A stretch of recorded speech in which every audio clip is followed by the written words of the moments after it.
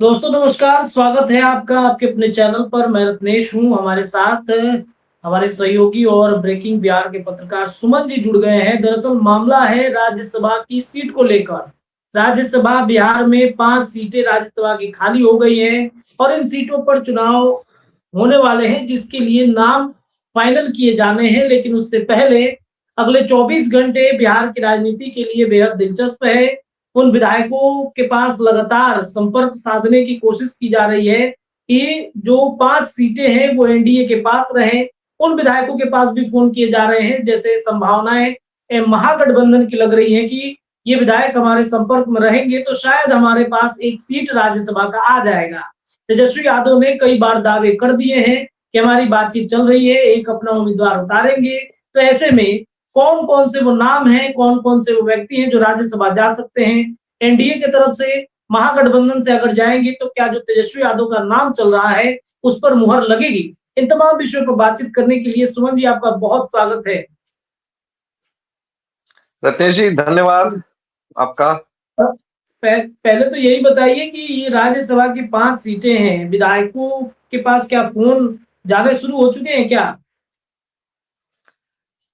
विधायकों आपका सवाल थोड़ा सा हम घुमाना चाहेंगे। जी जी विधायकों को फोन तब ना जाएगा जब पहले कौन प्रत्याशी है ये सामने आ जाए सारी तस्वीर। बिल्कुल। अब देखिए रत्नेश, सभी लोगों को पता है। मैं थोड़ा सा पीछे जाकर अपने दर्शकों को कुछ बातें बताना चाहूंगा। देखिए, हम सभी लोगों को पता है कि 5 सीटें खाली हुई हैं और 4 सीट का जो बात है, 2 जनता दल यूनाइटेड और 2 भारतीय जनता पार्टी स्पष्ट इन लोगों के प्रत्याशी चुनकर जाएंगे। अब रहा सवाल कि 5वीं सीट को लेकर संशय की स्थिति बनी हुई है।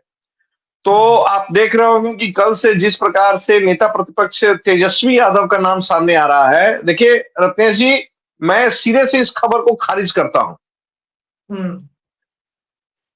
क्योंकि तेजस्वी नहीं देखिए जाएंगे आप, नहीं, मैं बिल्कुल जी बिल्कुल मैं खारिज करता हूं इस खबर को। और ये सिर्फ और सिर्फ टीआरपी बटोरने की जद्दोजहद में तमाम चैनल्स लगे हुए हैं। देखिए 24 घंटे का चैनल है।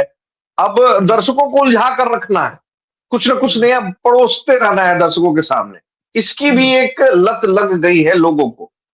अब रहा सवाल कि मैं क्यों कह रहा हूं कि तेजस्वी यादव नहीं जाएंगे।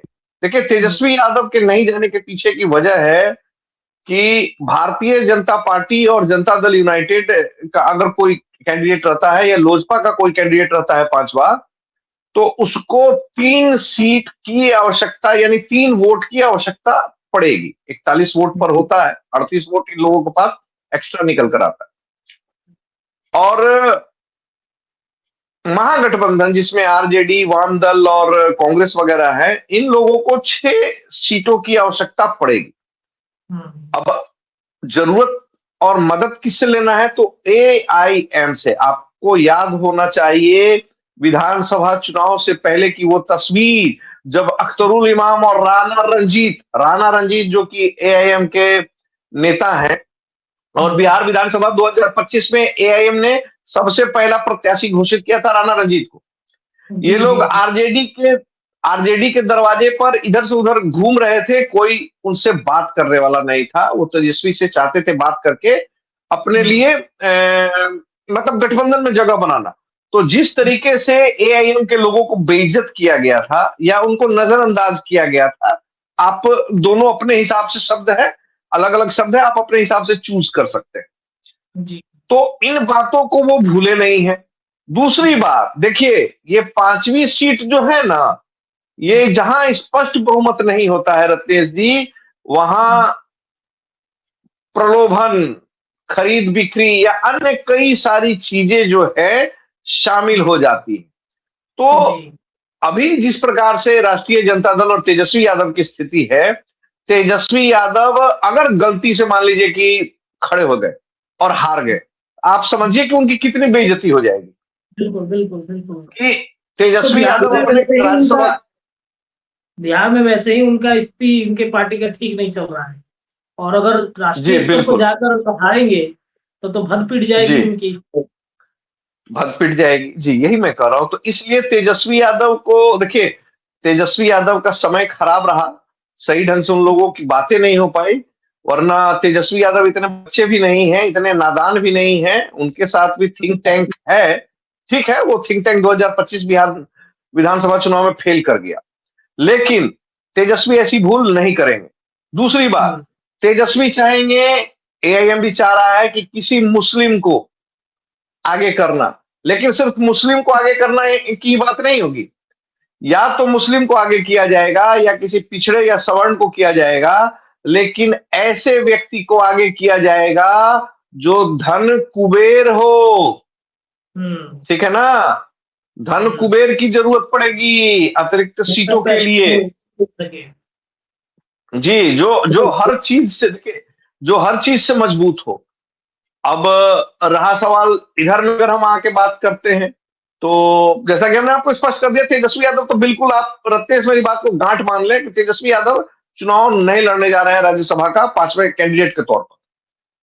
अगर इसके अलावा अगर हम लोग बात करते हैं, तो देखिए 2 नामों की चर्चा पिछले 24 घंटे में जो सोशल मीडिया है, सोशल मीडिया पे बीते, आप 24 घंटे से देख रहे हैं कि 2 बड़े पत्रकार, सीनियर पत्रकार हैं, हम लोग बहुत इज्जत भी करते हैं, लेकिन जिस प्रकार से उन लोगों के बीच में आपस में लड़ाई झगड़ा हुआ, जिन 2 नामों को लेकर, जिसमें एक नाम पवन सिंह का है और एक उपेंद्र कुशवाहा का। जी जी जी। पवन सिंह की स्थिति क्या है? पवन सिंह ने पूरा शाहाबाद का बंटाधार कर दिया 2024 लोकसभा चुनाव में। एनडीए के पक्ष से अगर देखें तो बंटाधार। ठीक है, जीतन राम मांझी अपनी सीट बचाने में कामयाब रहे, इसके अलावा पूरा शाहाबाद का सुपड़ा साफ हो गया।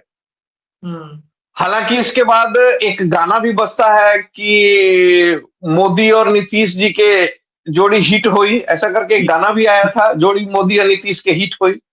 लिखा किसने? पवन सिंह ने। उनकी गाना पर तमाम एनडीए के नेतागण नाचे गाए, और आपको याद होगा गमछा लहराना, वो भी एक खबर बनी थी।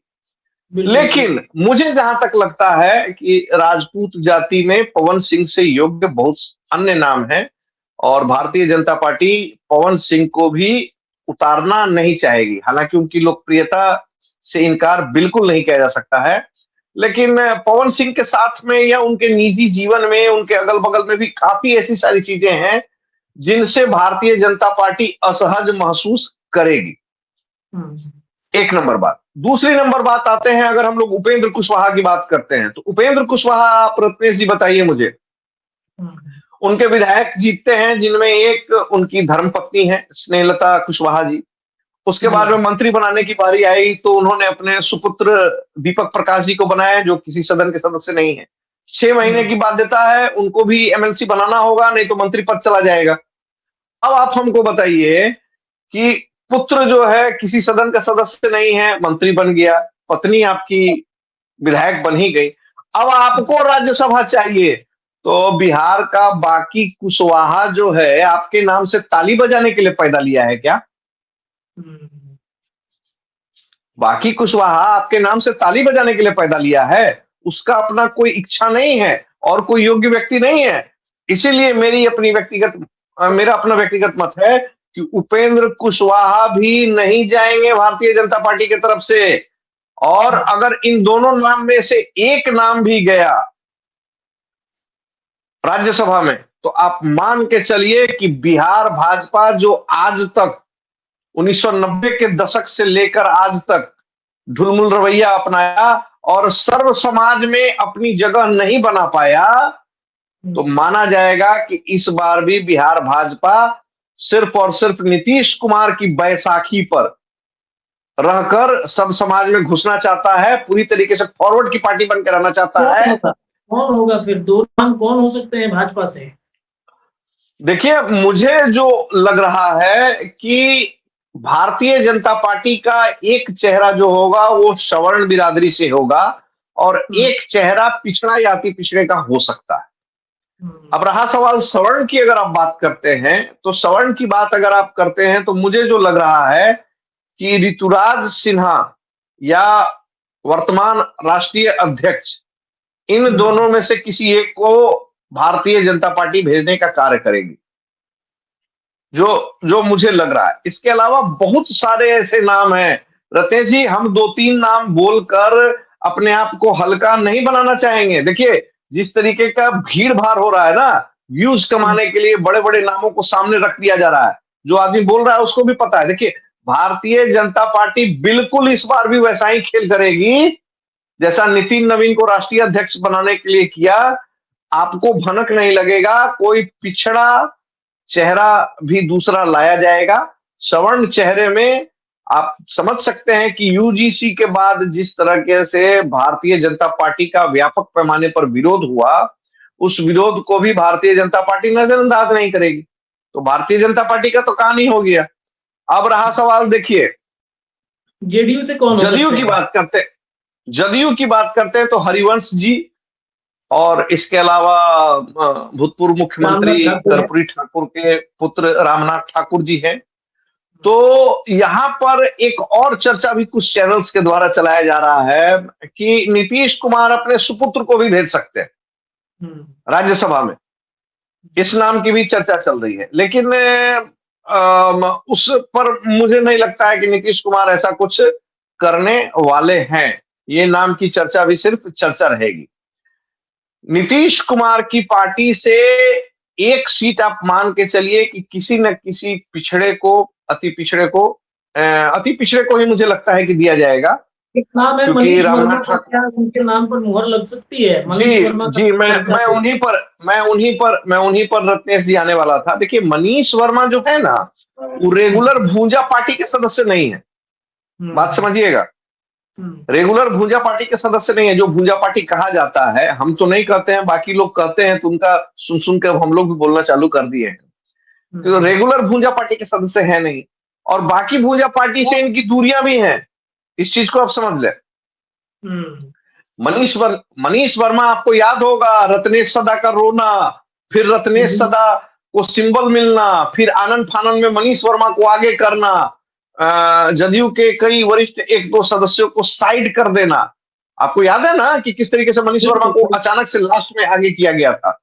तो इन तमाम मुद्दों पर लगता है कि मनीष वर्मा की भी बात बन सकती है। और मुझे जहां तक लगता है कि राजपूत जाति का एक न एक कैंडिडेट भेजने का प्रयास जनता दल यूनाइटेड करेगा। देखिए जिस तरीके से पवन सिंह को लेकर मामला गरमाया हुआ है, आप देख रहे होंगे कि राजपूत समाज के लोग कह भी रहे हैं कि भाई हमारे 32 विधायक हैं, लेकिन ना हमको मंत्रालय में जगह मिलता है, ना राज्यसभा के लिए भी हमको चिरौरी करनी पड़ती है। तो एक संभावना ये भी बन रही है कि राजपूत जाति से भी एक सदस्य आपको राज्यसभा में इस बार भेजे जा सकते हैं। हालांकि पिछली बार भी हरिवंश जी गए थे, अब हरिवंश जी इस बार रिपीट होंगे, इसमें मुझे थोड़ा सा डाउट लग रहा है। हरिवंश जी को रिपीट किया जाएगा, इसमें मुझे थोड़ा संदेह लग रहा है। और रामनाथ जी, एक सवाल है इस चर्चा में, अंतिम चर्चा के दौर पे हम लोग बढ़ रहे हैं, तो एक सवाल हमारा ये रहेगा कि क्या चिराग पासवान की पार्टी की तरफ से भी कोई नाम जाएगा? क्योंकि चिराग ने कल जो मीटिंग किया, उस मीटिंग में कहा कि वेट एंड वॉच की स्थिति में है हम लोग। किस चीज का वेट एंड वॉच कर रहे हैं चिराग? रत्नेश जी मुझे एक बार बताइए, चिराग के 19 विधायक जीते हैं ना? 1900 लोजपा के हैं क्या? राजनीति में कुछ भी संभव है। देखिए एक बात समझिए, आप लोजपा के कई ऐसे विधायकों को सिंबल मिला जो कि आप देखें तो संगठन काल से वो भारतीय जनता पार्टी से वो नजदीक थे, लेकिन सिंबल मिला। आपने ये भी देखा होगा अजीत कुमार कांटी वाले, जदयू से जुड़ाव था, टिकट किससे मिला? भारतीय जनता पार्टी से ना। तो इसलिए इस पर मत जाइए। ये जो 5वां सीट है ना, ये 5वां सीट तमाम राजनीतिक पार्टियों की पोल खोलेगा, जो सुचिता की बात करते हैं, निष्पक्षता की बात करते हैं, समाजवाद की बात करते हैं, गरीब गुरबों और पिछड़े जातियों की बात करते हैं। तो ये 5वां सीट इन तमाम राजनीतिक दलों की पोल खोलेगा। जब जाति का बंधन टूटेगा, कुबेर को खोजा जाएगा, ए धन कुबेर आओ, हमें भी कुछ दो, पार्टी को भी कुछ दो, और सीट प्राप्त करने में हमारी मदद करो। पैसा किसी और, सुने ना, माल महाराज के मिर्जा खेलस को ली, हाँ, तू तो भाई भोजपुरी क्षेत्र के बड़ा औरत में, तू तो जाना सुखबा कि तो तो यही हाल होगा, कुल पैसा और मिला संसाधन किसी और का रहेगा। जी, तो कुल मिला जुलाकर हम यही कहेंगे कि नामों पर मंथन चल रहा है। कई नाम जो है जिसमें आपने गिनाए, इन्हीं में से कोई एक हो सकता है, या फिर भाजपा जो है वो चौंकाने वाले फैसले ले सकती है। नहीं, इस बार हमको लगता है कि भारतीय जनता पार्टी से ज्यादा चौंकाने वाला निर्णय जनता दल यूनाइटेड देगा। मुझे ऐसा लग रहा है, जरूरी नहीं कि मैं जो कह रहा हूं वही सत्य हो, पर मुझे ऐसा जी, लग रहा है कि जनता दल यूनाइटेड भी इस बार चौंकाएगा, और बिहार की राजनीति को इस बार जनता दल यूनाइटेड जबरदस्त ठीक, चौंकाने वाला है। पांचवा ठीक, नाम जो आपको बता रहे हैं, हम स्पष्ट कर दे रहे हैं, पांचवा नाम जो भी रहेगा किसी न किसी धन कुबेर का रहेगा, और महागठबंधन चाहेगा कि वो मुस्लिम उम्मीदवार हो। हालांकि एडीसी रिपीट किए जाते हैं कि नहीं किए जाते हैं, ये भी आरजेडी से देखना होगा, या प्रेमचंद गुप्ता को। दोनों के दोनों धन कुबेर हैं, हुँ, लेकिन अगर एआईएम को लाना है साथ में तो मुसलमान को लाना होगा, ऐसा एआईएम वाले लोग कह रहे हैं। तो ये हुँ। मामला भी दिलचस्प है, 24 घंटे में बिहार की राजनीति बहुत करवट लेने वाली है रत्नेश। चलिए, बहुत शुक्रिया बातचीत करने के लिए। तो राज्यसभा की सीट के लिए कौन नाम आगे है, कौन पीछे है रेस में, इस पर चर्चा हो रही थी, और अगले 24 घंटे बिहार की राजनीति में बहुत कुछ बदलाव भी हो सकता है। तो फिलहाल के लिए इतना ही। जुड़े रहिए अपने चैनल के साथ। बहुत-बहुत धन्यवाद। धन्यवाद।